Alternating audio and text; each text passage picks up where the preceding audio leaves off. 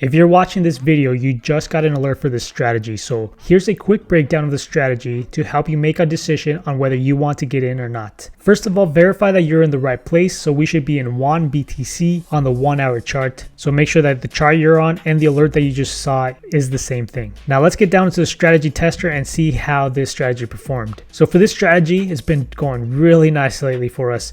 We've had a net profit of 638% over 363 closed trades, and we've been profitable 45% of the time. Because we have our stop loss set at 3% and our take profit set at 5%, we're able to take more losses than wins, but we're at 45%, so that means that we could do pretty well overall. Now our max drawdown has been at 35%, which honestly isn't really that bad considering how well the strategy is doing, and on average you can expect to be in the trade around 19 bars, which since this is the 1 hour chart, you should be in the trade around 19 hours. Something to think about depending on how long you feel comfortable being inside of a position. Now I can't say much about this strategy since this is a video going on YouTube, so I hope that was enough information for you to make a decision. Please remember, before you make any decision about your trading, don't rush, don't let your emotions decide for you, and there is always going to be another signal coming just around the corner.